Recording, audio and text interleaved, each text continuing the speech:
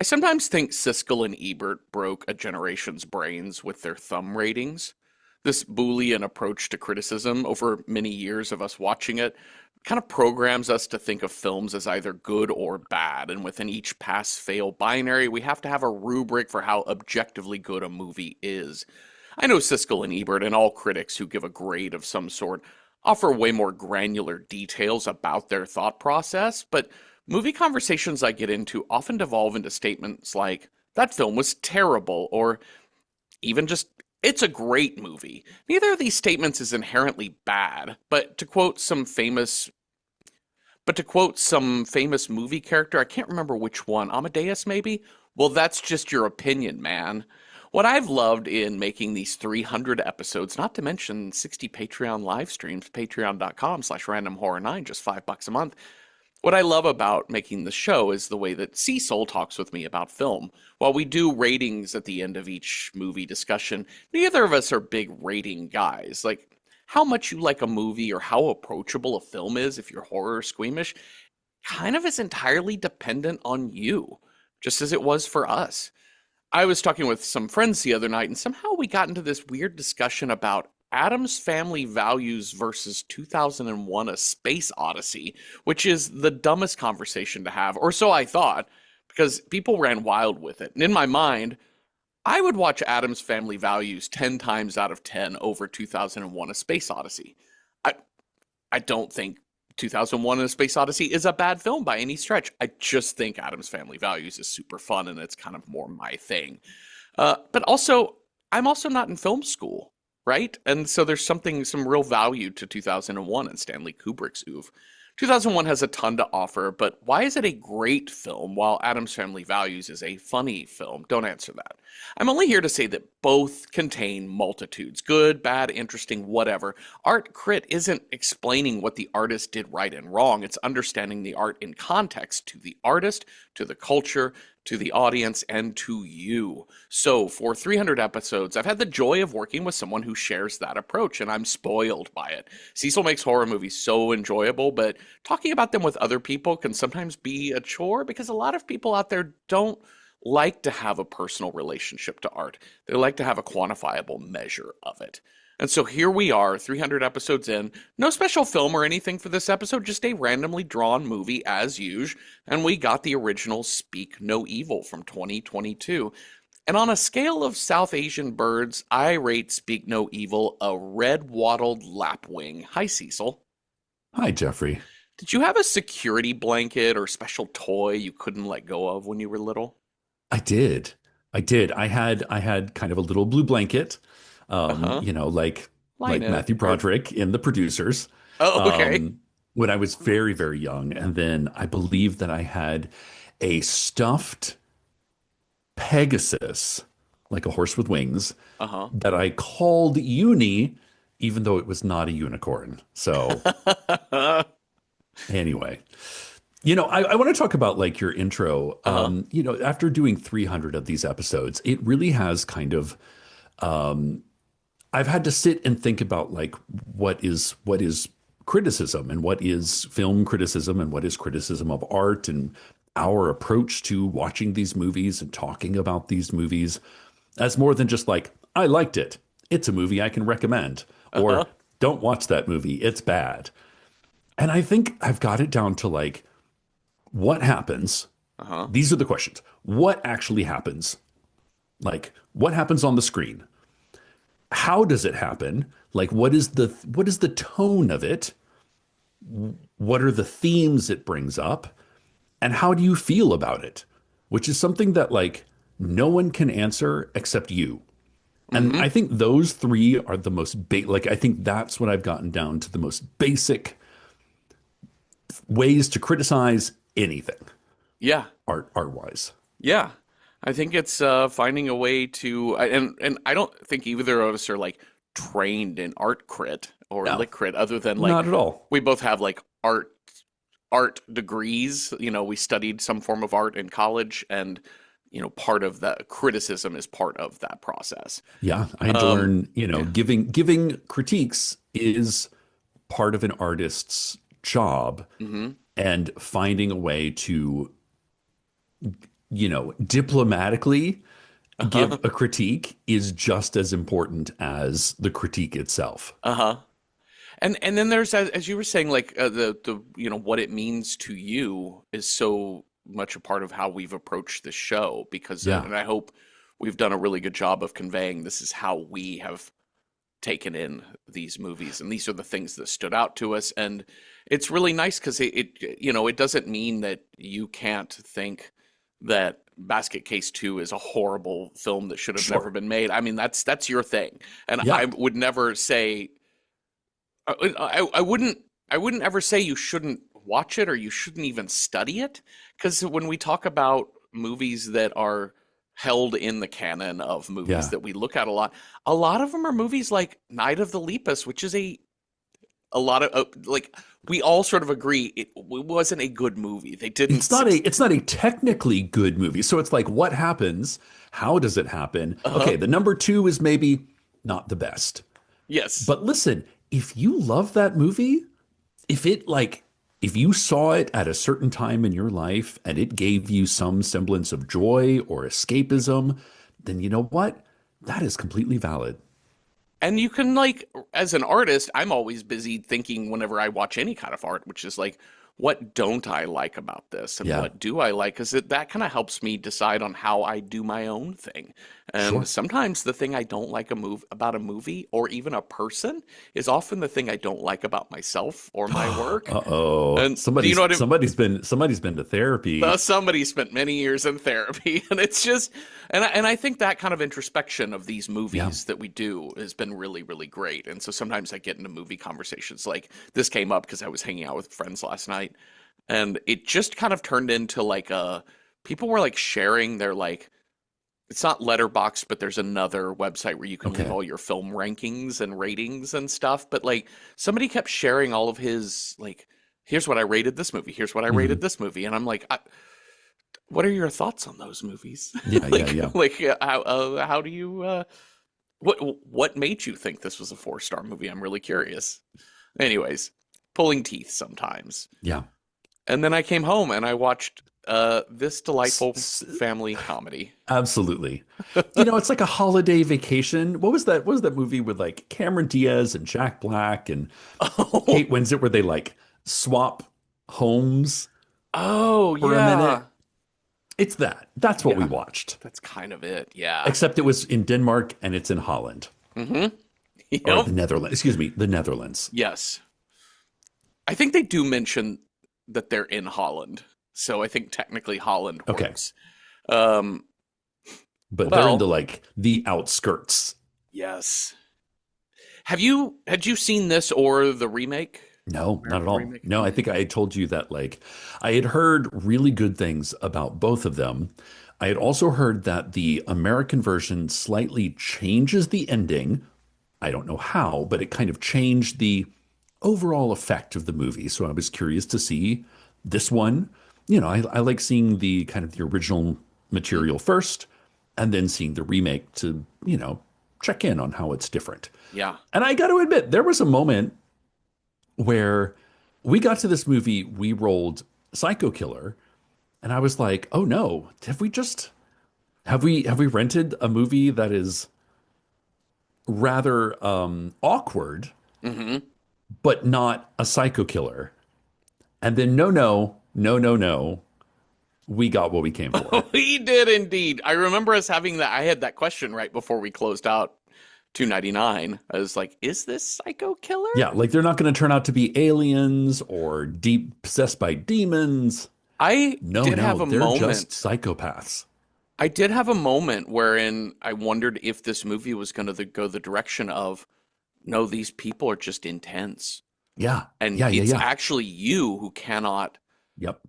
not even loosen up, set your boundaries. And that, Yeah, that kind of is, it's kind of the end result. It reminded me of The Strangers, right? Like at the end of The sure. Strangers, why are you doing this? Because you were home. Yeah, because you Which, were there. and in this one, why are you doing this? Because you let me. Yeah. And the I whole like movie, when yeah, is that. Louis Karen when Karen says um you know we just do things differently than you. Uh-huh. Yep. It's true. She's not lying. He's not lying. Unfortunately, a lot of those differences get extended to, I don't know, abduction and murder. Yep, absolutely. All right, so uh, we start this movie with headlights at night, ominous music on a country road. The soundtrack to this movie is really fascinating to me because Uh-huh. for 9/10 of it, it is the most intense, like dangerous sounding, scary music Uh-huh. put over images that are the most benign, Hmm. normal ass family, whatever, like people walking through a cornfield. Yeah. And then at the very end, it flips and it becomes the most gorgeous, operatic, almost like a Monteverdi, you know, beautiful opera singer music put over the most hard to watch visuals. Yeah. So as soon as this Yeah. opening shot occurred, I was like, okay, headlights at night, but this music is doing the most. Yeah.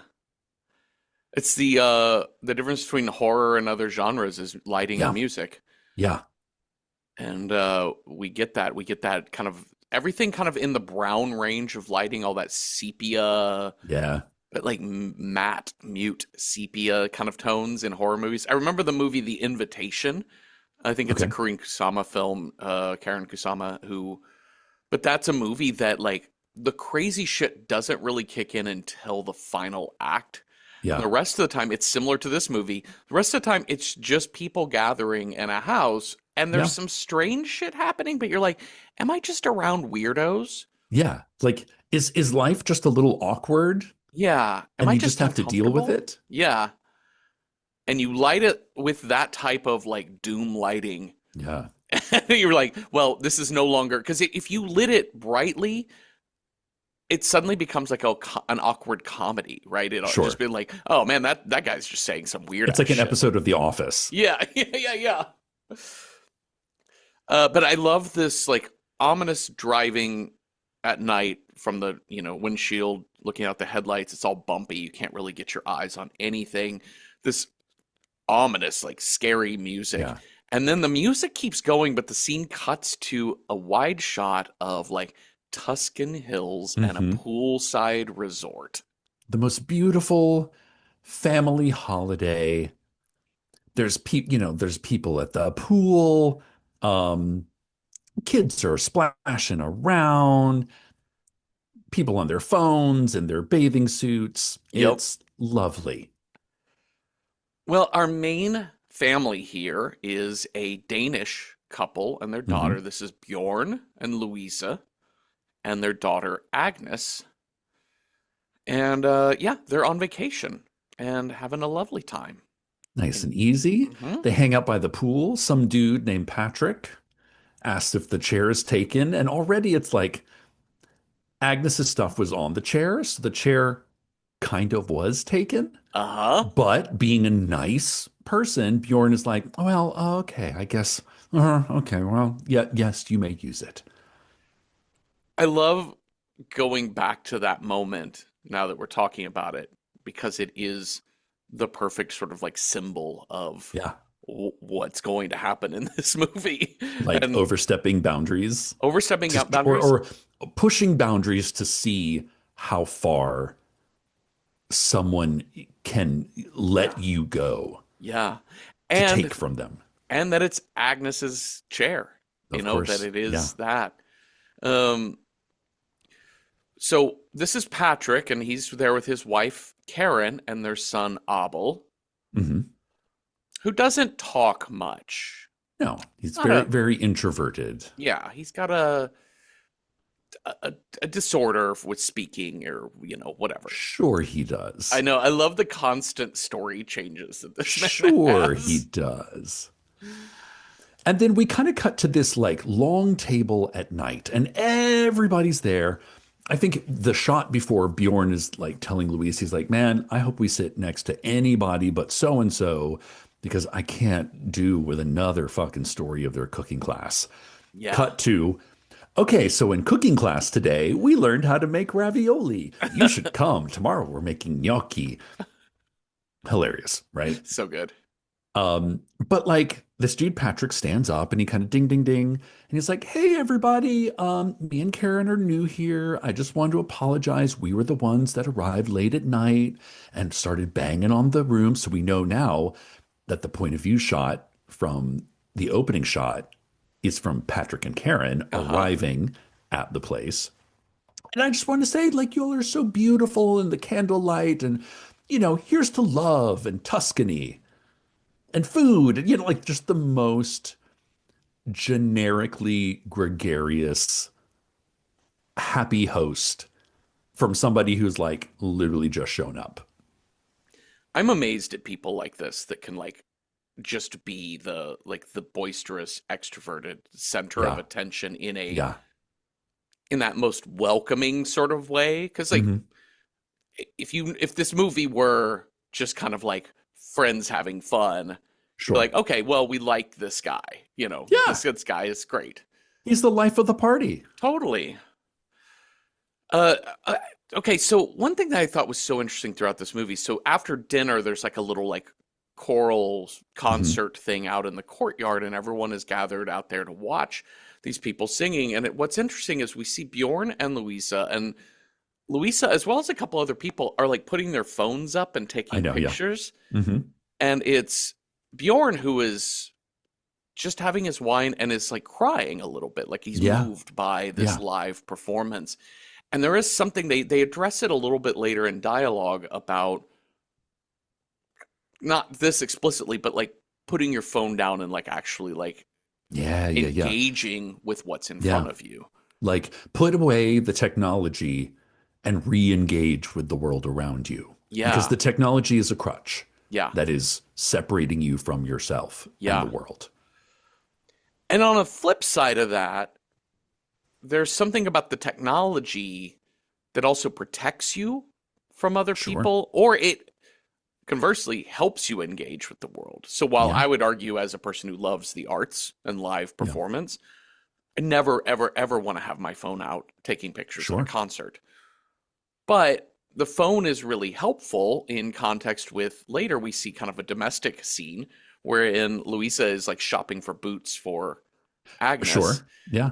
And that is a way in which she can be a mother Yeah.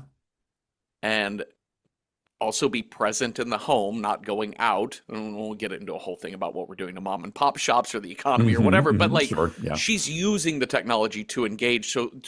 Everything's complicated. Yeah. And Bjorn sees himself as somebody, I think, who engages in the world, but then he gets in that rental car and it's got all the GPS and all the Yeah. He buttons, and he's can't. like, Yeah. it's so nice. Now I have to say in this like little opera sequence, I thought that Patrick was going to be the dude behind him taking flash photography. Because here's the Yes. thing. Take a video, take a picture, Yeah. but turn off your goddamn flash. Because that, Amazing. I was like, oh, this is going to be the thing that's like kind of rude, but you don't want to be the one to like turn around and be like, excuse me, could you turn off your fucking flash? It's not that. That's not what happens. But in my mind, I was like, that's terrible. You're This is you're a so bad bad. person. This is so bad. So vacation's over. Everyone's gone back home. They've gone back to Denmark, Yeah. Copenhagen. I don't know any other cities in It Denmark. I'm seems sorry. like Copenhagen, like big Yeah. city. Uh, Bjorn, it feels a little bit lost in life. He's got like this mundane. He's got a beautiful wife, a Yeah. beautiful child, a beautiful home. Uh, Everything is very like very nice, upper middle classy, sort Yeah. of like he's doing great. They have dinner with friends, Uh-huh. you know, nice and easy. Yeah, they're doing awesome. And but he's seeking something more, and we'll learn more about him as this movie goes on, that he feels trapped by himself. Well, they also get a postcard from Patrick and Karen. Hey, we had so much fun, you guys. Why don't you come visit us in the Dutch countryside? Yeah. And he's sort of obsessed with this notion. And Louisa's just like, that's sweet. Yeah, but no, What I don't think so. what do you think about these boots for Yeah, Agnes? I know. Like, Yeah, like okay, whatever. They bring it up to their friends in the city. They're like, it's so weird. Like, should we do this? I don't know. Like, what are we gonna even do out there? it'd be rude not to, their friends It'd be say. rude not to. Yes, and your way through life. That's right. You never know where you'll it take you. That's right. It might take you to a ditch Yeah, somewhere in South Netherlands. Well, fine. We're gonna we're gonna do it. we can drive. You know, it takes 8 hours. Like, if we drive at night, it'll be fine. Yeah. I love God, this was so deeply European, but they get on that ferry. Yeah, And that was so good. It was just love the symmetry of that shot, the beauty of the and water, more ominous music more over ominous what is music. not at all something that should be ominous in the on the screen. No, and the sky is so gray and the waters are choppy and we get the Yeah, overhead shot of the water churning up from the propellers. Like just this movie definitely wants you to know things are not good. think bad things are going to happen. Yep. All right. So we get to the house. Oh, I love that one of the friends at dinner when they're talking about going out there, one of the friends was like, "What's the worst that could happen?" They literally say, "What's the worst that could happen?" Well, in about 75 minutes, I'll tell Yeah, you. we're going to find out. All right, so this house, it's really interesting to see the juxtaposition of Patrick and Karen's country Yeah, house, which isn't in bad shape. It's very quaint, it's very nice. It's it's it's very like old, not old fashioned, like bargain basement. yeah, You know what I'm saying? Like it's a little like everything was got at a thrift store. yep. Like yarn art from the 70s. Uh-huh. It's all like kind of brown tones, Hmm. very everything's very like, wood paneling, shag carpeting that is very out of date Yes. as opposed to the clean Danish modern Yep. that is Bjorn and Louisa's apartment. And even the outside of the house, there is like it's not in ruins at all. No. It's in great. It's fine. It's fully livable. The roof, but it does it. You can definitely see some siding damage, not like Yeah. from erosion, right? Like just the Yeah. siding goes bad over time. Some of the trim is a little bit off. Like it just looks like a lived-in older, Yeah.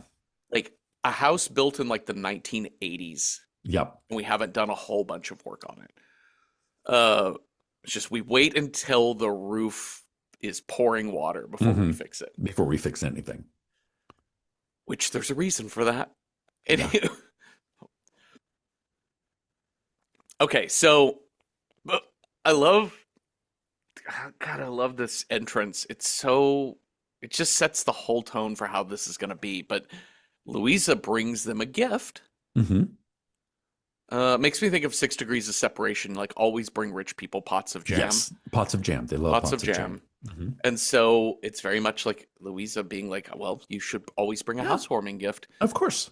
She brings her coffee mugs. When Karen opens, she's like, oh, well, coffee mugs. And there's Wow. mermaids on them. Mermaids on it. Yeah, they're like, yes, it's something very typically Danish. And Patrick chimes in with, oh, yeah, the Little Mermaid. Isn't that like dumpy and undersized and not worth it? They're like, I guess, but there's quite a few nice anecdotes about it, I guess. Yeah. My favorite is like the minute they walk in the door, Karen says, I'm so sorry about the mess. And Luisa's like, no, no, no, no, no worries at all. And Karen says, it's going to get a lot worse. I didn't even clock that line. Yeah, It's so you good. don't catch it because it's like that whole thing of like, you apologize for the mess that's sort of non-existent. Like that is how quote unquote polite people behave. Uh-huh. Oh God, I should have, you spent all day cleaning up and yet you still have to apologize for quote not cleaning up. But Karen's like, oh no, Oh, it's going to get much worse than this. Oh my God. At night, Bjorn runs into the boy. Oh, before I get to that, the other thing that's happening when they arrive is Patrick has been braising wild boar all day. Sure. And we've already had the conversation at the restaurant in Tuscany when they have Yep. lunch together that Louisa is a vegetarian. She's Yep. technically a pescatarian. She eats fish. Sometimes she eats fish, but she's mostly vegetarian. Yeah. And we had seen from that scene earlier that, again, just like now, Patrick likes piles of meat in his Yep. plate. And he is like peels off a piece of it on a fork and he's like, Louisa, you have to try this. Oh, no, no, no, no, no, no. Oh, I you couldn't. have to. It's the best part of it. Well, baby, okay, fine, just a bite. And Bjorn is there. Bjorn's like, just take a little bite, honey. Oh, What's the worst that can happen? the lack of boundaries, the Oh my lack God. of pushback, the lack of just sheer communication in this movie Yeah. is mind-boggling. It's tough. It reminds me of my creative writing professor in college who said if you want a healthy relationship with anyone, learn to communicate well. Learn to communicate what you're feeling, what you're seeing, what is applicable to your life and theirs. If you want to write good characters, never have them do that. Yeah. Because if Bjorn and Louisa had been like, no, thank you. I'm a vegetarian, I'm remember? a vegetarian. Remember? Yeah. I don't eat that. Do you think that if Bjorn and Louisa had been more just standing their ground throughout, do you think the weekend goes like this, or do you think that like Patrick and Karen are the people that will keep dialing it up until they I get think what they they would have want? found a way. Yeah. Like, we learn by the end that they have done this so many times Hmm. that they know how to get in through any crack at all. Yeah. Now, I do think that if Bjorn and Louisa had stayed at a hotel, maybe this wouldn't have happened. Yep. Maybe, but maybe it would have. Yeah. Because Yeah. that's my thing. I'm like, I don't know you. I'm not staying at your house. No. No. I would like my own space, please. Yep. Okay, so there's a moment where Bjorn runs into Abel, and Abel, Yeah, they've got like a little, like, tiny house out huh, back, and it's not lit, and Bjorn's just kind of poking his head in, and Abel just sort of appears out of nowhere. He's hmm, like, "Hey, little buddy, what's going on?" And Abel just opens his mouth really wide, uh-huh, and we can see that he has no tongue. yeah, And it's hard to tell, but it looks like it's been taken out. yes, it looks stitched. But then, as if magic, the next conversation, when everybody's gathered around the TV in the living room, Patrick just happens to drop. Oh no, Abel is, the kids are in bed, and Abel is like screaming Yeah, from his bedroom. And they're like, oh, don't worry about him. It's part of his, and they give kind of a term for it. They're like, oh, he was born without a tongue. uh-huh, And it's just, don't worry, he'll stop screaming in a few minutes. It's part of his nightly bedtime routine. And you're like, oh, what? uh-huh, The nightly screaming your child does is normal? oh, and they've also put little Agnes in Abel's Oh, room yeah. on like a towel on the Yeah, floor. yeah, a pallet, essentially. Like a yoga mat. So And she, which, yeah, and again, like Agnes looks up at her mom, and Louise is like, don't worry, we'll I know, baby, but we can't say it in yep, polite society that this sucks. So we have to suck it up, and we'll find a way to work around it later, yeah, which they do. yeah. So Agnes keeps coming to sleep with mom and dad, uh, because pallet for a bed in Yeah, the creepy boy's yeah. room. In the screaming child room. Yeah. Yep. So the next day, they walk out onto this like it's this like very winter trip. It feels Yeah. this whole movie feels very winter fall Yeah. maybe um cold and cloudy but not Hmm. like icy. Mm. A lovely Danish November, or Oh a yes. lovely November in Holland. Uh-huh. Doesn't that sound nice? Yep. Well, they go out to the old windmill. There's like a little Yeah. trampoline and a Sure. slide out there. Great. There's this moment where they Abel won't move from the slide, and even when Louisa asks him, he won't move, so she mentions it to Patrick. And Patrick has a different way to get him to do what he Yeah. wants. Just to grab him and shove him aside and scream at him until he apologizes to Yeah. Agnes. And, you know, of course, Bjorn and Louisa are like a little bit mortified. Yeah. Like, they're like, oh gosh, I mean, you didn't have to do all that. This movie definitely could have been called No Worries If Not. Yeah. Yeah, for real. It's No very much worries if that. not. No I worries if mean, not. I don't want to bother you, but I think it was a past guest of this show, Adol Rafai, who had told me a story about. I think it was Adol. It was somebody Midwestern who was telling me the story about having a friend from his family had moved from like New York. And this is back when he was Mhm. in high school or junior high or whatever, and he was at that friend's house. And they were like playing video games, and the mom came into the room and was like, "Does anyone want a soda?" And Adol said, "No, I'm good." And she goes, "Okay," and then walked off. And he was like, "Wait, but I wanted a soda." Because in the Midwest, you say, "Hey, Oh, can I get you a drink?" "No, I'm fine." "Are you sure?" "No, I yeah. think I'm fine." "I just got it. I just have it. It's It's all the ice you cold." need to ask three times Yep, yep, is the polite way to do it. yeah. And this movie definitely is playing at those differences in culture. Yeah. It's funny they even have a conversation of how similar Danish and Dutch people are Yeah. and how they both kind of don't like the Swedes, Yeah. which is hilarious in a way that I don't fully understand, I but don't, yeah, I don't really get. I get the vibe of that joke. But you also get that these are some of the most passive countries on earth. Yes. Yes. All right, so we're all gonna go to dinner. Yeah. It's just a we're going out tonight. Yeah. And Louisa is sort of surprised to learn as they're leaving that the babysitter, Mujid, is showing up. Yeah. She's like, "Babysitter? I thought we were Yeah. bringing the kids." Like Agnes was all excited to go to dinner. Yeah. They're like, no, just the adults. I must have told you. But Mujib's already in the door and he's doing magic tricks for Agnes, and Agnes looks relatively entertained. So they're like, okay, all right, well, I guess here we go. This is a roadhouse. Yeah, this is a bar. This is a bar.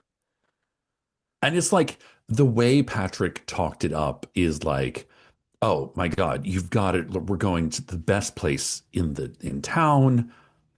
The food is to die for. You won't even believe it. And then, oh my God, this is where like already I'm like peeling the upholstery off of my couch watching Oh, this. so tense. Where Louisa's like, or Bjorn and Louisa are like, oh, we don't know what a lot of this is. And already Patrick and Karen are starting to speak in Dutch in Bjorn and Louisa's presence. Like they do Uh-huh. it in the car, which is kind of a dick move. Yep. Speaking a language that that not everybody speaks in the presence, right? And like Bjorn and Louisa are like, what is, this word right here? And they're like, oh, they make it the best here. You've got to try it. And they're like, okay, all right. You didn't really answer my question, but what is this thing down here? Like, oh, that's just another kind of that thing up there. It's the best. No, Okay. no specificity about what. Nope. Nope. Like, as far as they got, they're like, Patrick's like, it has potatoes and they smash it together. Baby, smash it together with what? Like chicken, pig, fish, cauliflower, Uh-huh. vegetable? Like, what, man? And of course, Louisa pipes. She's like, well, you just remember, I'm a vegetarian.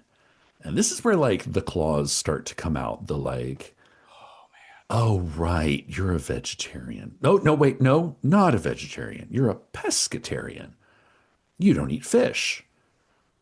Like it's better for the environment, right? And Luisa's like, yeah, I guess so. I don't know. It's just, Mm-hmm. I don't mind eating fish, but fish is a meat, right? I mean, we're fishing our oceans dry. That's good for the environment, and that's on you, right? Haha, yeah, whatever you say. And it's Bjorn. It's like Anyway, toast to a good time. oh my God. Uh, I so deeply relate to this sense of avoiding conflict, Yeah, especially in a situation wherein like you're stuck with the person. yeah, yeah. You know, you get They into have like to a get through heated the back and meal. forth with They somebody have at to a, get through the night. They have to get through 2 more days. yep, Just 2 more days. yeah. Well, after dinner in this smoky, smoky bar, Yeah. Which, like, also their bartender looks like creepy skinhead. yep, Patrick orders everything in Dutch, so they don't even know what the fuck they're eating. yeah. And Patrick and Karen are straight up grinding and making out Yeah. by the jukebox. Now, I find this really interesting because this is not, maybe this is a cultural thing, but it's like, I can tell what the movie's trying to do here that, like, Patrick and Karen have no problems at all with PDA. Yeah, Like, they put on a song they like, they want to dance. They want to dance like they're fucking 16 years old and give each other hickeys. yeah, And you can see Bjorn and Louisa are like, oh, check out these guys. That's kind of embarrassing. But also, it's almost like a dare. yeah. Like, I dare you to do what we're doing. It's a And manipulation. and they take the bait. Yep. Bjorn's like, hey, do you want to maybe dance? And they're kind of awkwardly dancing, you know. Uh-huh. But then they kind of like, well, maybe we should we be romantic, like honeymoon dancing like these two? I don't know. Maybe we should just get out of here. Uh-huh. At the end of the night, when they get the bill, Patrick manipulates Bjorn into paying for it. Because Hmm. first he's looking at the bill and he like looks at Bjorn and was like, oh, looks like somebody ordered a lot of fun things. Somebody had a good time Somebody had tonight. a great time. They're like, He's like, yeah, we all did, right? yeah, you want me to chip in? Oh, that'd be so good of you. But Patrick never takes his credit card out. No. It's He's like, like, oh, dinner's on us? Oh, that's so kind. And that's so great of you. See you in the car. this is the point where I know it doesn't matter what. I'm like, you're No. playing me now? Yeah. Yeah. Please come back. So I'm like, I'm always happy to foot the bill for dinner in a group of friends. Sure. Love it. I'm paying for my great time and I'm Hmm. happy to do it. But when you know you're getting played, you're like, no, get your ass Yeah. back here. You Venmo me this Yeah. 250 euro or whatever we Oh just my spent. God. Yeah, oh my God, I had somebody who was like, hey, I was going on a little road trip to Charlotte, and they're like, are you happen to going to Charlotte? And I was like, wow, what a coincidence. I am actually going to Charlotte. They're like, could you do like these 3 things for me? I was like, you know what? No problem. Hmm. Like you need me to pick up something from your old apartment. No problem. And then was like, oh, could you do that? And could you also go to this one bakery that makes like the best macaron? I was like, absolutely. I have all day. I love a side quest. No problem. And then I get back and I like drop off the stuff. They're not where they say they are. And I'm like, well, I guess I'll just leave all this shit on their front porch. A day goes by, 2 gigs. And I was like, hey, the bill for all this is still, you haven't Venmoed me. I was like, Also, I'm not did crazy, you right? get it? No. Yeah. No, you're not crazy. That's absolutely it. Like the minute, yeah, somebody does all that for you. You're not there to receive it. Mm-hmm. It is on you. It is imperative that you message them the moment you get it and They were say, just "Oh, I like, got your stuff. Sorry I wasn't there. Thank you. you How know, the much do like, I owe you for the yeah, macarons?" like the 2.5 hour out of the way adventure I went on Hmm. for you. Yep. Oh my God. Yeah, and yeah, he's getting played and he pays the bill and that's where we're fucking at. And we get back home. Oh, on the way home, Patrick is drunk as shit. Yeah. Oh, like the car is halfway going off the road. Huh? He is cranking up the music, will not turn it down. Mm-hmm. And then you know it's fucked up when Karen is like smacks him. He's like, turn it down. And he turns it Yeah. down and then right back up and they both start Yeah. laughing. So Louisa is like, I smell so smoky. I need a Yeah. shower. I just want to take a shower. And while she's showering, Patrick just walks into that bathroom and I brushes his love this. teeth. Oh my God. I love this shot because of what it doesn't show you. Uh-huh. It's just Louisa, kind of neck up in the shower again in the like kind of antique 1970s Yep. frosted shower.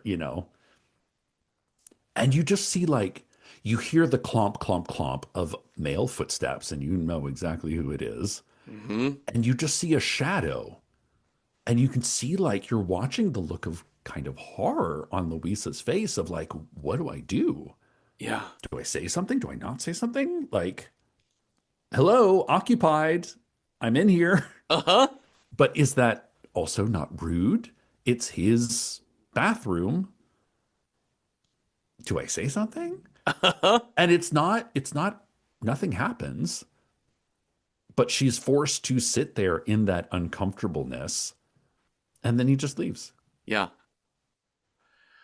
Um, so I remember several years ago, this is 10 or 10 plus years ago, I remember listening to Sports Fan, I was listening to sports radio, and they were interviewing it was Dallas Cowboys training camp, and they were interviewing some rookie player who went to like a smaller, like fancier school. Like it was kind of the Okay. rare thing where you had like a Cornell player or Yale or Okay, sure. whatever. Yeah.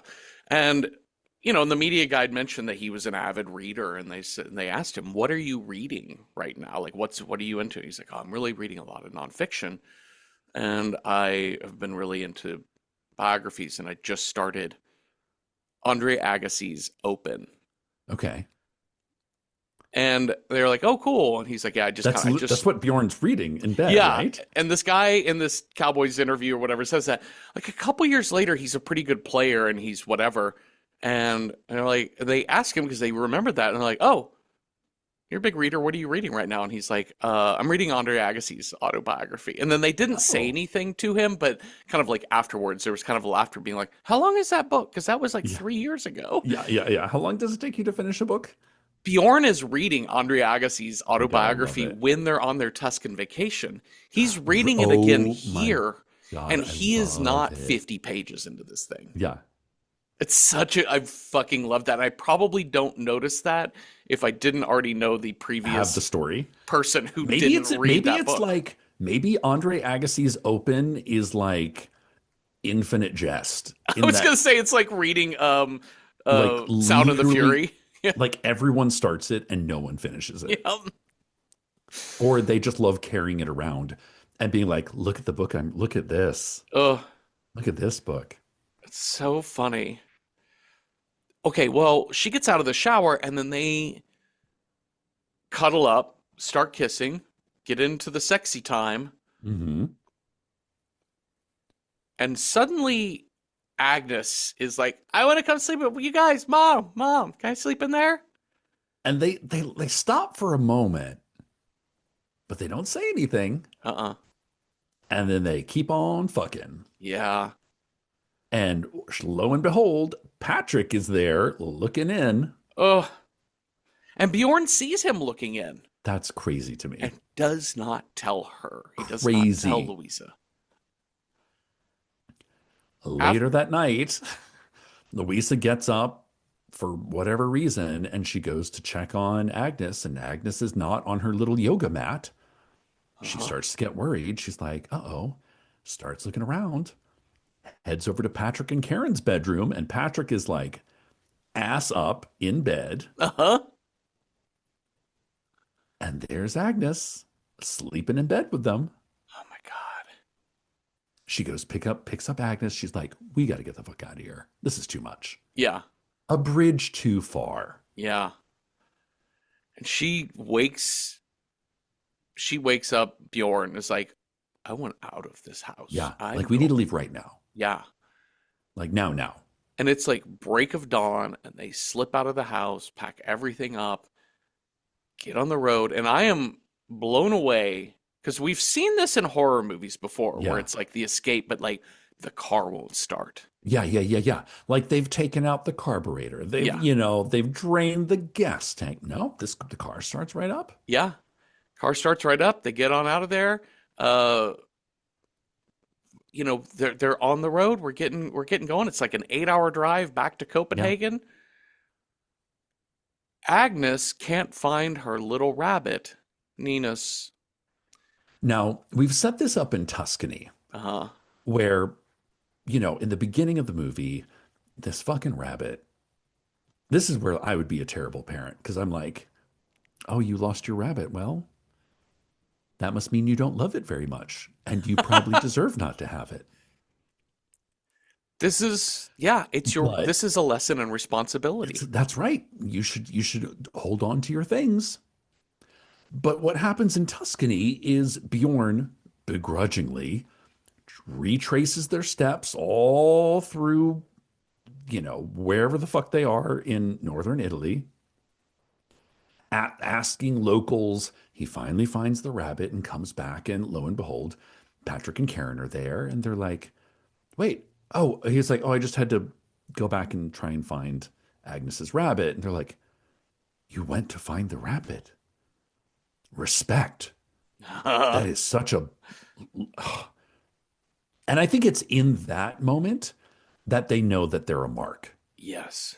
Like it's in that moment that like Bjorn can be manipulated enough by his own child to wild goose chase a fucking stuffed animal that Patrick and Karen know that they can manipulate them into saying yes Yeah. and going along with pretty much anything. Yeah. Because the exact same fucking thing happens in the car. Yeah, Agnes realizes Ninus is gone and starts crying, and Bjorn can't help himself and he turns the car around. I just wrote no. Absolutely No. not. No. There's two moments in the car, like this is writer person happening here that got Yeah. a little bit on my nerves. This is one of them wherein you all know you're unsafe. The reason Yeah. we left the house is the fact that we feel unsafe here. Yeah. And I understand that your kiddo is crying, but you figure it out. Yeah. And I think Louisa would have been on the side of that. And Of Louise is she's trying all the parenting tactics, the like, "I'm so sorry, we'll buy you a new one." The rabbit, you're gifting it to Abel. Abel's such a sweet kid. He's going to live with Abel. He'll be happy. yeah, Nope. no. So that turnaround, I kind of wasn't buying it, but fine, we have to have this, and we've got to get Mhm. back, and we get back into the house. Bjorn goes in because like, what's he gonna? He's gonna like search the house at 5 o'clock in the morning on tiptoes. That's exactly what he's gonna do.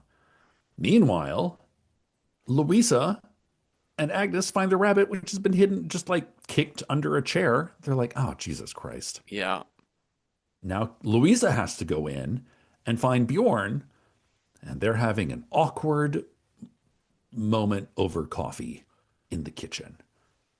the performance here of Patrick being like, Well. Look I'm in who shock. decided to leave without saying goodbye. And he's like, Bjorn can't bring himself to say We're what having a it terrible is. time and we wanted to leave. Yeah, we're not We're enjoying not it. having fun. I'm sorry you feel bad. This is how I feel. We're We need to going. leave. Yeah, Like goodbye. we got to get out of here. Yeah, Last night was crazy. We didn't have fun. So Yeah. sorry. Talk to you never. Yeah. Have a good one. But man, Patrick and Karen keep milking it. So tell us, what is it about the thing? What What is it what what exactly? is it? They're like, well, last night you all were kind of grinding on each other and the music was so loud and then, you're sleeping naked in the bed with our daughter and they're like, "Hey, hey, we like to have fun. You don't like to have fun?" You don't like us because we're different than you? Like Yeah. other people do things different in the world? Maybe you're just controlling people that just can't let loose. And Karen to be like, well, Agnes came to sleep with us because she was crying for you. Where were you last night, Where were Louisa? you, Louisa? Well, I hope you stay, Patrick says. Today is going to be such a great day. Today is going to be the best day. Oh, come on. All right. So it's all We kind everyone's of paired divide up off. the boys Yeah. and the girls. Yeah. So the ladies are doing yard work, Uh-huh. which is like crazy to me that you invite people over to your house and you're like, here, rake my leaves. Not into that, Amazing. Yeah. you know. But Karen's like, I don't know, cutting November turnips or something. She's like, oh, these scissors are so dull. They couldn't cut through anything. I was like, oh, I feel like this is foreshadowing for Yep. something. Definitely Chekhov's dull scissors. Yeah. Meanwhile, Bjorn and Patrick are having a fucking men's retreat workshop together. Like driving around, going to a fucking quarry, talking about, Patrick's like, I have this thing inside of me that just is like a raging beast, and I just have to let it out sometimes. And Bjorn's like, yeah, I guess I have that too, but I don't know, I just sort of shove it deep down inside. And Patrick's like, why would you do that? Because, laws and society and other people. And Patrick's like, what would happen if you just let it out? And I love this shot of the two of them, like they're on this hill Uh-huh. and it's far, far away. And it's like them sounding their barbaric yelp. And Bjorn is just screaming like he's never screamed before. Like this is literally like men's workshop shit. Yeah. Like get in contact with the caveman within you that you've been trying to repress your entire life. Bjorn is fucking crying. Oh my God. I was like, this is wild. Yeah. Meanwhile, the kids, they're just working on a dance they're gonna do together. Yep. So back at the house, everyone's back home. We're all making dinner together Yeah, we're having lunch, or which, lunch. was kind of what the boys went out to go get. Uh-huh. Patrick is already like making these crazy statements like, I don't think the Netherlands gets the respect it deserves when it comes to cheese. Yeah. We have the best cheese. Don't we have the best cheese? You said we had the best cheese. Come on, everybody. Let's toast to the gregarious kind of host shit that he pulled at the beginning of the movie. And you're Yep. like, yeah, I guess. No, listen, I love Gouda. I'm not saying like, is he better or worse than Brie, but hey, to each their own, I guess. Sure. And this is where I knew the penny had dropped, is when Karen begins speaking to Agnes in Dutch, criticizing the way she sets the table. Uh, just like mothering her Mm-hmm. in Dutch. And I was like, oh, they're gonna abduct this child. Yeah. Like they already see Agnes as theirs. Yeah. And Louisa kind of stands up for her. She's like, hey, stop stop talking to my kid. That's Yeah. not your job. And Karen's like, ooh, okay. It's so interesting how, like, right before the lunch time, as they're prepping the salad, cutting the salad, Yeah. before that moment, that day had actually gone really, really well. We see Yeah. everyone having a nice time. Even Louisa is having a nice time. She's been the skeptic of this Yeah. couple. And but then she cuts her finger. No big Oh, deal. that's right. Run That's it right. under the That's cold right. water. Well, it's a good thing we have a doctor in the house, Patrick. And he's like, "Oh, no, I'm not I'm a not a doctor. doctor. No, I lied about. I get insecure and I say lies to impress strangers. I'm sorry. No, I'm not a doctor." I'm sorry, And what? sorry, what? And that's where things start going. That's where Louisa basically gets Yeah. back into her like, "Oh shit. Yeah. He's like, I've never had a job. I don't believe in work. I Don't think working is for suckers. don't believe in work." No, just live by like this sort of you know, Jack Kerouac-esque Uh-huh. code, come what Whew. may. Well, it's time for the dance, Oh God. Cecil. Oh, God, this is so hard to watch.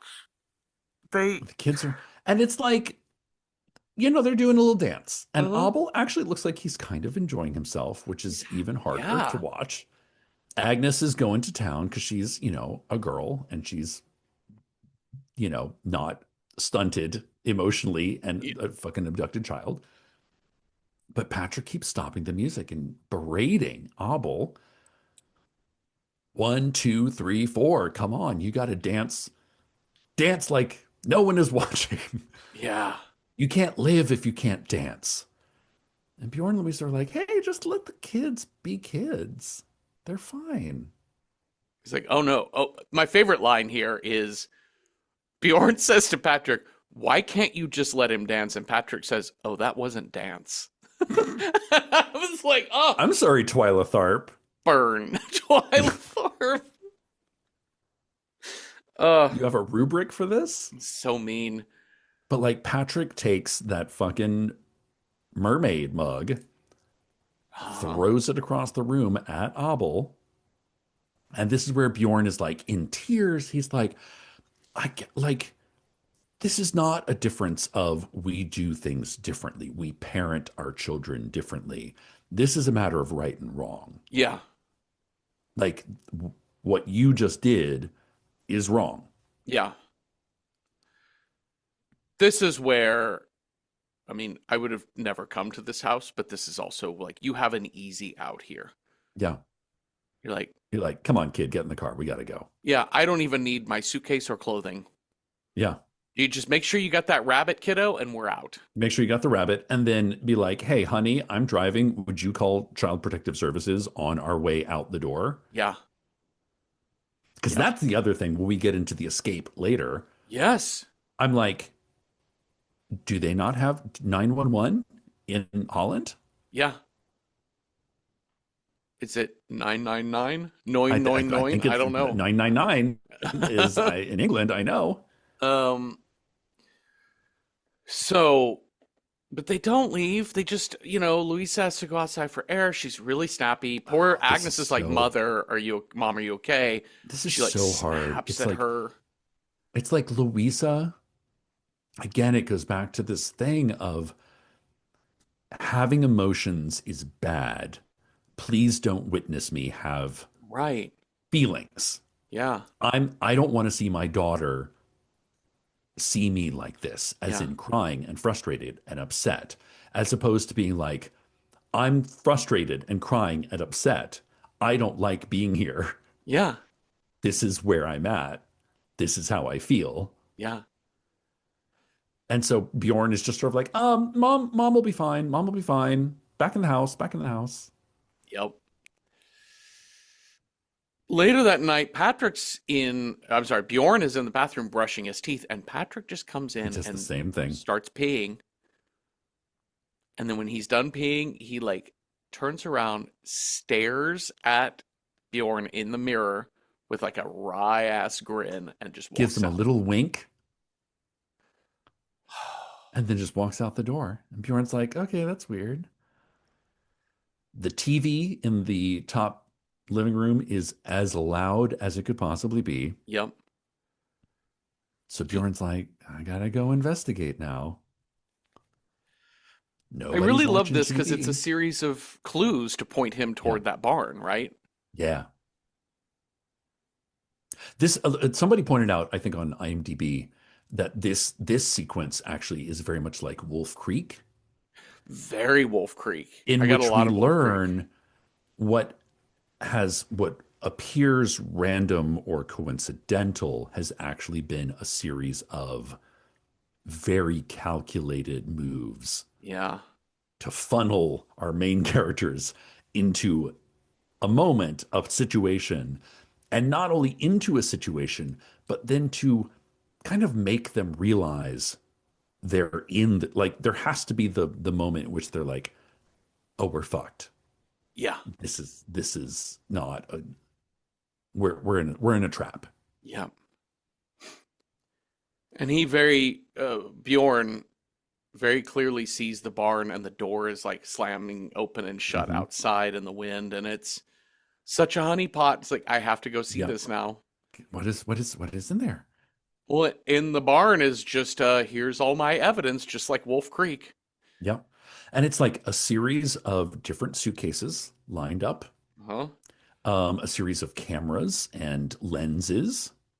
Yep. He keeps going up the stairs, and it's like this is where I was slightly confused for just a minute, but then I got it a second later, where it's like Patrick and Karen with a child, but it's Abel, but Abel's with another family, and then it's with not Abel. It's like a series of different children. Yep. And it's dozens, if not 100, Yeah, of these photos a couple, yeah, stapled. like 3 dozen. Yeah. And Bjorn is like, oh, fuck. Uh-huh. They're Or, killing the couples and taking the kids. yeah. And killing the kids eventually, Yep. because the kids only last for 2 pictures. Uh-huh. And Yeah. earlier that night, Yeah. Abel had been doing his nightly screaming. And this time we hear Patrick thump, thump, thump, thump, thump, thump, thump, get up and like, rah, rah, rah. We don't hear the words, but we hear him berating Abel at his nighttime screaming routine and thump, thump, thump, thump, thump, thump, back to this kind of happens before he turns up the TV really loud. So we Yeah. already know Patrick has been like up to here with Abel. Bjorn goes back to their little hot tub, and you can see the look on his face, and Abel is dead, floating face down in the tub. Yeah. Hoy. His choice here is not to call, Tell his wife, tell his wife. call 911 or Yeah. whatever that is in Holland, Yeah. But it is to get the fuck out. which is, makes Reasonable. sense. I Yes. think my play here is definitely get out and then we will call later. Yeah, deal with the details later. Yeah. But you know what? They're running out of gas. So they got to stop at a late night gas station. Uh-huh. And this is where, like, every kind of like back to that first shot, where like driving at night, every headlight becomes ominous Yes. because you're like, is that car behind me? Patrick? Is it them? But no, it kind of turns off. There's like, maybe it's not them, but maybe it is them. Yeah. I also love the trick of like showing us the gas gauge as he's getting in the Mm-hmm. car. You're like, well, all right. But then he finds Uh-oh. a service station. He just fills up and we're fine. But it's all in his fucking head. And he does the second, like, super stupid decision that I Yeah. understand it needs to be written into here Mm-hmm. some way in which he gets caught. In my mind, I'm like, you stay on this highway, Yeah. you floor it, you Yeah. drive fast because You the drive worst. fast and you don't stop unless there's a place with at least 3 people in it. Yep. And you move out of your condo, you put it up for sale. You never look back. Yep. You go live in Oklahoma. Yep. And his choice here is to get so panicked that he runs off of the road. And Well, I then think gets, a car comes up behind him and kind of like menaces him. yes. Whether that's Patrick or not, unknown. Yeah. Probably. But yeah, he drives off into a dirt lane. And it gets the car stuck. So it's like, here, hun, Agnes, you stay in the car, lock the doors. I'm going to go I'm going to go down to to this that house random for help. farmhouse that is clearly no one lives there. Yeah. Like, I mean, there's lights on, but he Yeah. has to like climb over a fence, climb through a canal. Uh-huh. Ain't nobody answering that door, man. No. Also, the way he's like, hello, and Yeah. banging on the window, I'm like, oh, somebody comes at that energy at 3 in the morning at my Yeah. house. You're like, you're crazy. I'm looking up castle doctrine on the internet at that Yeah. point. Yeah. Yeah. You're like, shoot first. Uh-huh. But we're in America, so you know, That's true. That is nothing. true. And we've already established Luisa's like there's no cell phone reception, so we can't get a tow truck, nothing like that. No. But Bjorn unsuccessfully makes it back to the car, and we've seen Patrick menacing his way outside the car. But when he gets back, Louisa and Agnes are gone. Yep. And he's just like screaming at the top of his lungs. A My car God. pulls up, and it's sure enough, everybody's there. They're like, Louisa was good enough to, smart enough to call us. We heard you had a spot of trouble, Uh-huh. you know, thought we'd help you out. Now, I don't think Louisa called, right? I think he says to when Patrick gets out and says to Bjorn, he's like, it was so smart of you to call us for help. And he Yeah. says that loud enough for Louisa to hear, to Yeah. put Louisa at ease, right? So And do you think Bjorn called them for help? nope, I think Patrick is lying, and that's what Okay. he told Louisa. He's like, Bjorn called me. Oh, I see, I see. And he just sort of showed up and he's like, hey, Bjorn called. Hey, Bjorn called, and he says out loud to Bjorn, hey, Okay. it was so smart of you. Thank you for calling Gotcha. me. I'm sorry things are so weird. Just get in the Because I car. was I was like, with the whole no cell phone reception, how did they? Yep. But clearly they've just been stalking them. Because They've I'm been like, if yeah. I'm Louisa and I'm in the car, I'm not getting out of a locked car. No, and I am not. And even if I had cell phone reception, she's not calling him. Like there's a Yeah. reason we're leaving late at night, but Yeah. he doesn't tell in the Nope. whatever 20 minutes they Nope. drove, you have plenty of time to say that child is dead.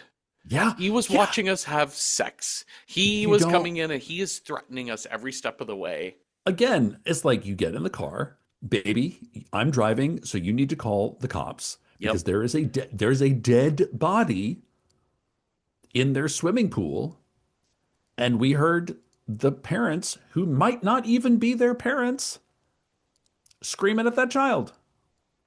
You know, when we're on tour and we're out on the road in the van, Hmm. sometimes there'll be a moment where John will be like, "Is there a bathroom stop up here Sure. Yeah. nearby?" I'm like, "Oh, I didn't map us to one. Hmm. We're an hour from the hotel."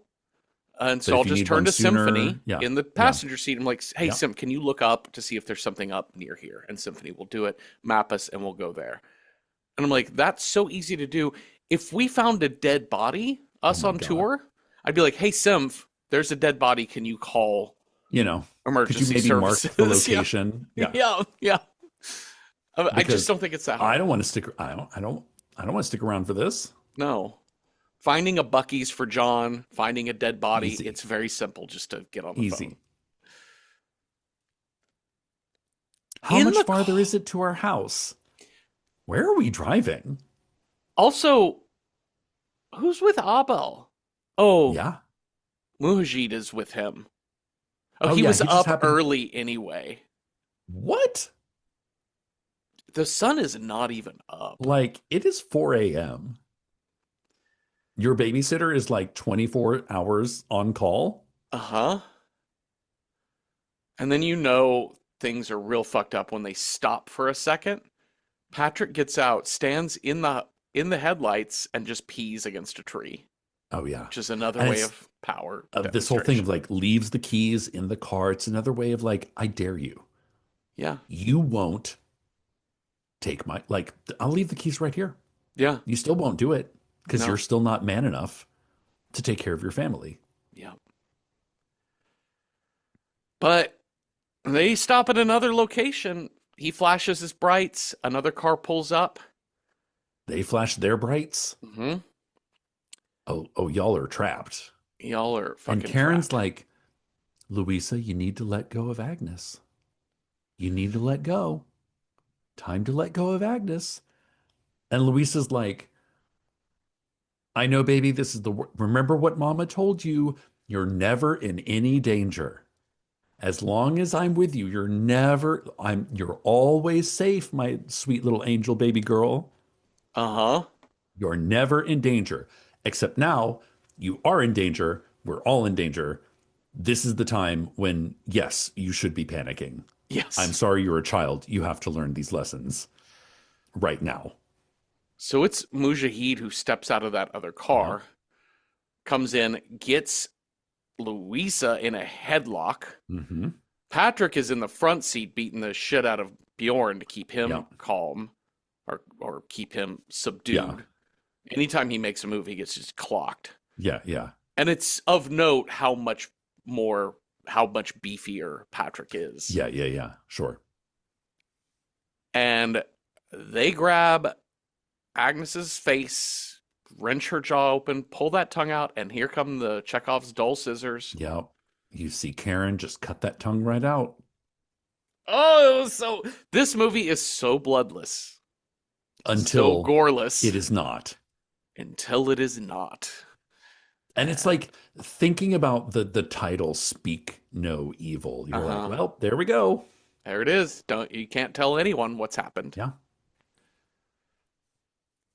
Surely there's room in a sequel for like Speak No Evil 2, but like it's the kid who starts drawing creepy pictures to get people's attention. No, no. Then we get "See No Evil," where they're like taking the children's eyes out, but the child is still able to like auto draw Sure. their experiences. Uh-huh.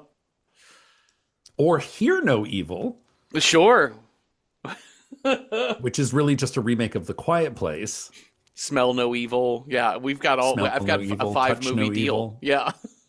Taste No Evil. Yeah, sure.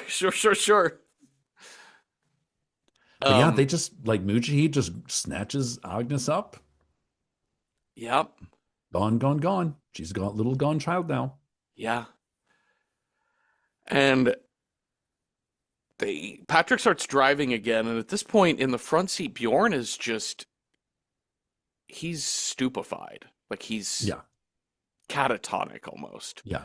And Louise is like screaming and like sobbing, wailing in the back seat. And they end up in a secluded spot.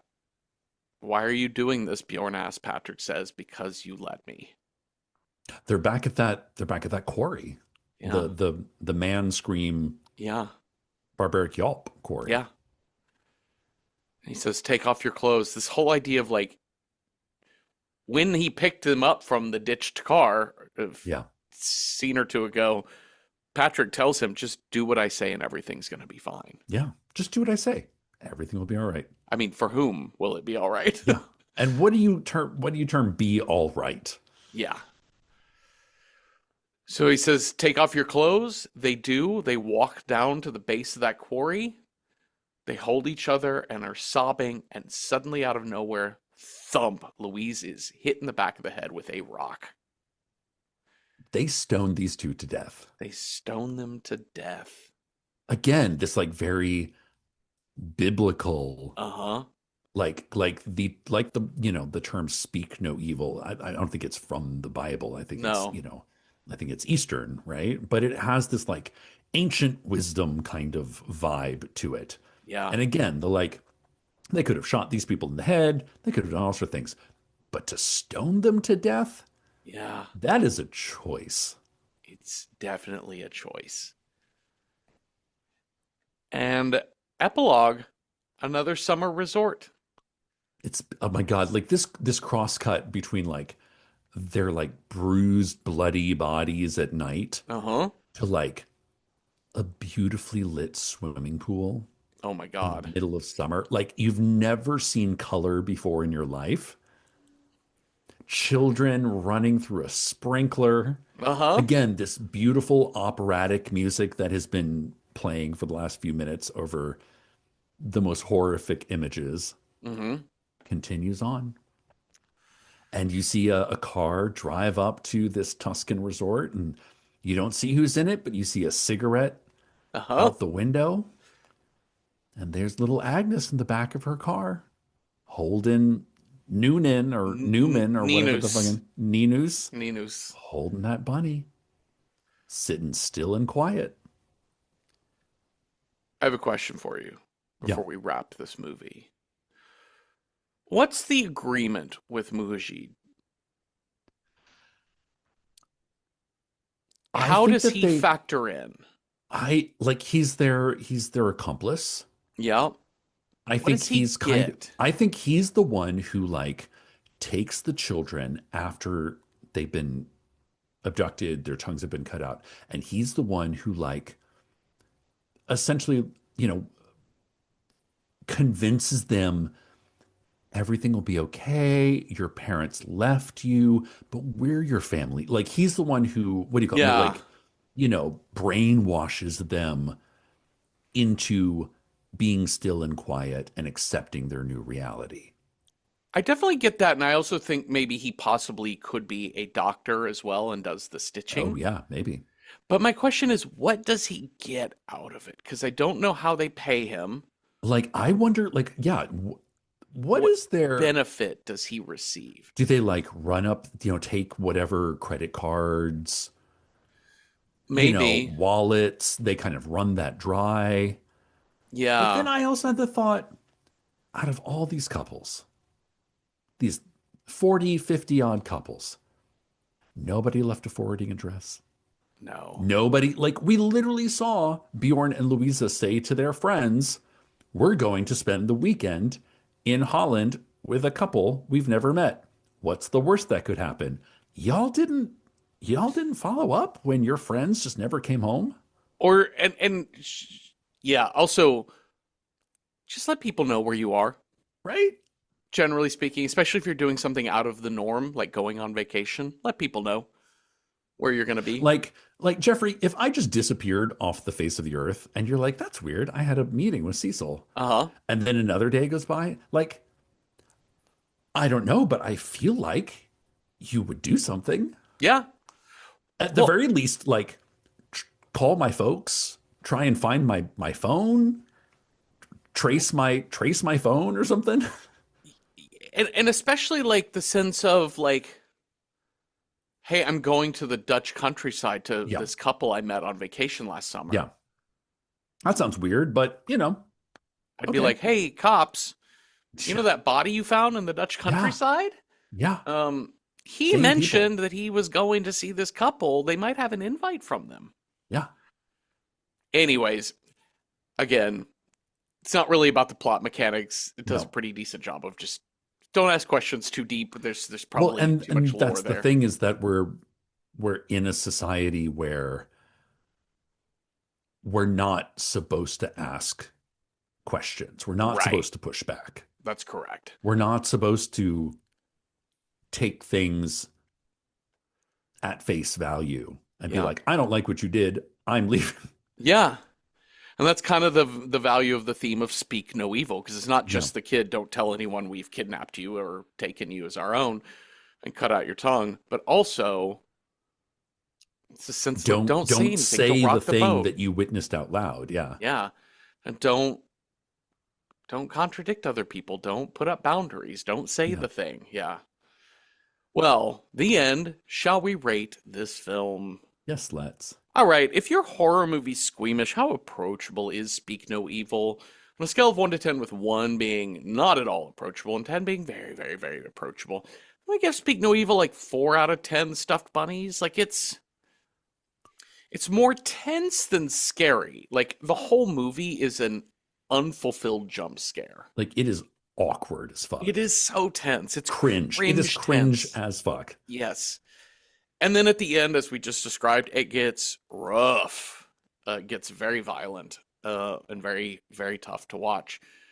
Um, content warnings for child abuse, child death, the blood and gore of that whole scene at the quarry, and just all around just tension, gaslighting, manipulation, all that kind of shit too. So. That's for approachability. But to speak nothing of approachability, how do you rate this as a horror film? I mean, it's a horror film. This is pretty classy, I Yeah. gotta say. Like it's I can see why this movie did so well, why this movie was remade. It's that thing where you're lulled into a sense of security, and the movie's like, no, no, no. Hmm. You thought you rented something nice and classy, Yep. but now you're going to get the sharp end of the stick. But it's not a Wolf Creek in which you're kind of expecting chainsaws and body parts flying everywhere. It's not that either. It's just made all the worse because the acting is so subtle, the writing is very subtle. Yeah. It's even harder to watch in that Yeah. way because it's not doesn't hit you over the head with it. So Yeah. for that reason, like 7 out of 10 dull scissors. Great. Well, let's figure out what movie we are going to watch next. You've got a scare die. I have a style die. We will roll those up and see what movie matches those two things. Cecil, on your scare die, if you roll a 1, our next movie scares technology. 2, vampire. 3, Mother Nature. 4, a wild card. 5, a werewolf. 6, an alien. That's a 3. Mother Nature. Wow, we're just knocking those right on out. All This is right. how we do. We're never gonna roll wild card, Jeffrey. We're We are never going to get never wild go- card. Horror Homework, which is on my style list, is on week 29. Damn. See if we could ever get a thing to stay on for a year. All right, my style die, we're going to match with Mother Nature. If I roll a 1, it's got to be based on a true story. 2, a 5+ word title. 3, in Espanol. 4, 3 episodes, meaning we'll go back to a TV show. 5, horror homework, essential horror viewing. Or 6, horror comedy. Let's see what I got here. I got a 3, in Espanol.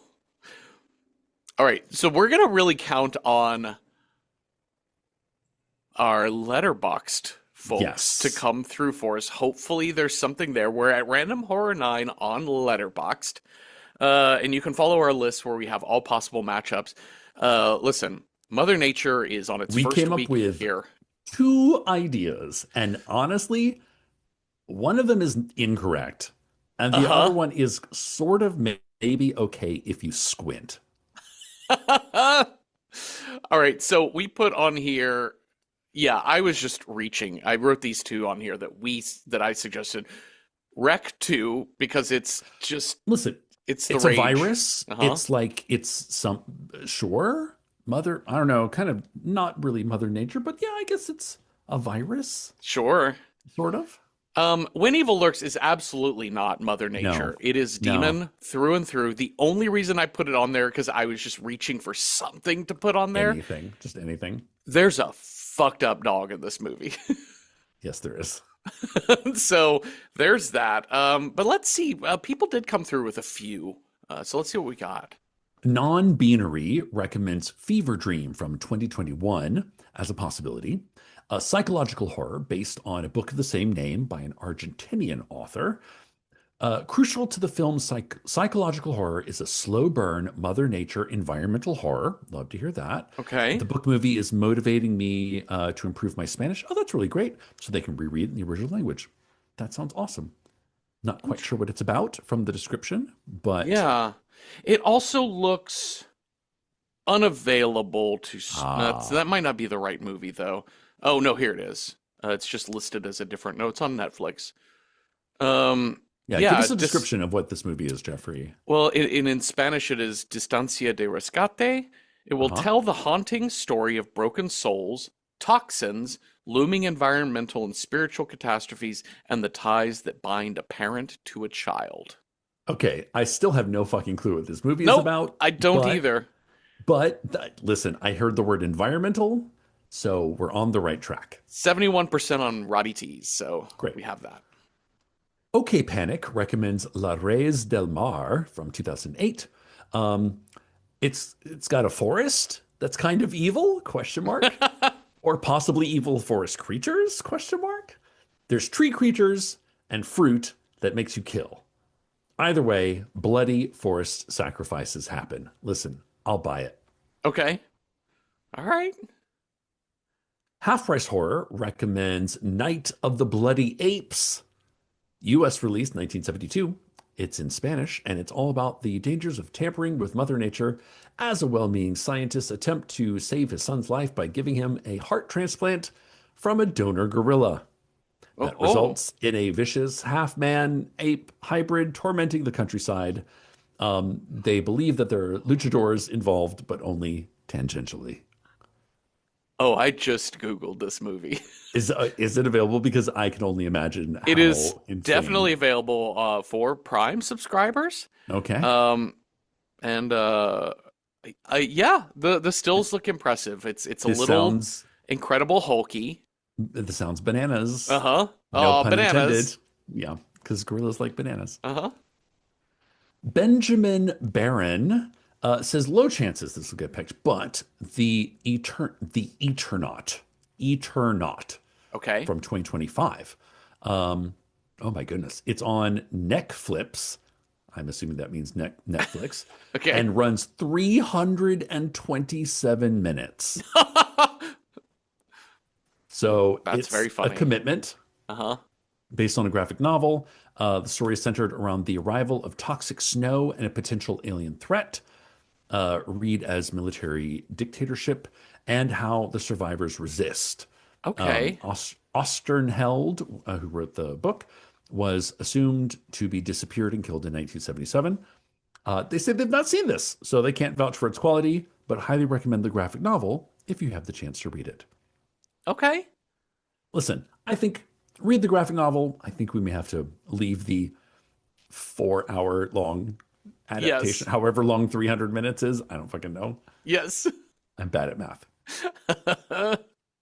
And finally, Fifth Hammer recommends a film called Luciferina from 2018 Heard in of this. Argentina. Natalia is an 18-year-old novice nun who reluctantly returns home to see her dying father. However, when she meets up with her sister and her friends, they decide to travel the jungle in search of a mystical plant to help her dying father. Okay. Sure. That's nature. Yeah.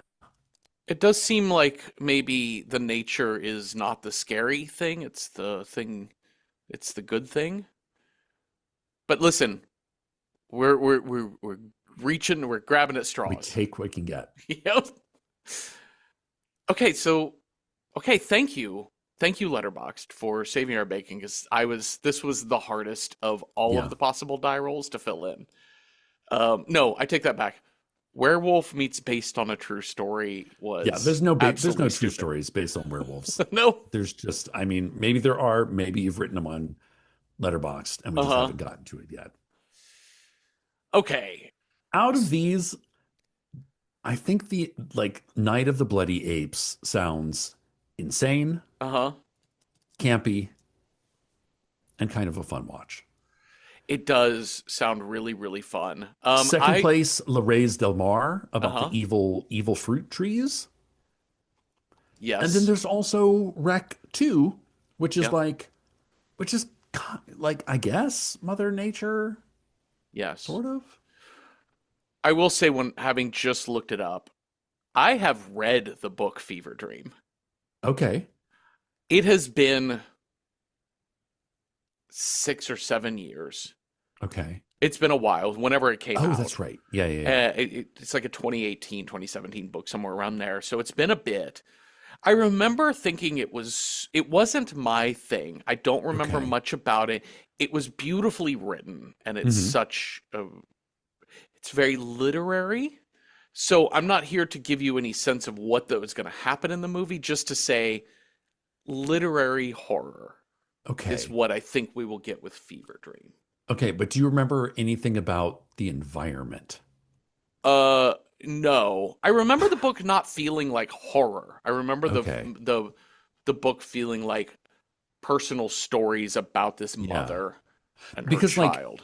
if we have three different descriptions Yeah. of this film and nobody can tell me what it's actually about, then I'm No. like, I don't know if I can Yeah, confidently pick that one. I think it's too much. I mostly just was like, I don't know that we want to watch unknown literary horror. We might Yeah. want to watch something that's a little bit more direct and to the point. I think we should watch the man ape hybrid from the 1970s. That's Night of the Bloody Apes, which half Yeah. price horror recommended. Hmm. Did you look it up? Did you Google No, it? I did not. I'm going in blind. Okay, good. Um, okay, well I'm into it. I'm into it. Let's get Okay. back to You absolutely sure? bonkers. Sure, Okay. why not? We watched such a serious European, Oh, modern, classy. well-crafted horror film after a few weeks of silly. Let's get back to the silly. Okay. Okay. Okay, well, thank you all for listening. Thank you for helping us out on Letterboxd. Thank you, Half Price Horror, for that suggestion, and thank you, Cecil, for talking with me. If you have thoughts on Speak No Evil or ideas for movies that would have been good, Mother Nature Scare meets in Espanol, let us know at Random Horror 9 on Blue Sky, Instagram, or on Patreon, where we have public discussion threads for each episode. You don't have to be a paying member to participate and watch Night of the Bloody Apes 1972 with us this week, and come on back next Tuesday for a new episode. Have a restful night with no one inviting you to the Dutch countryside or nothing. Boo. Boo.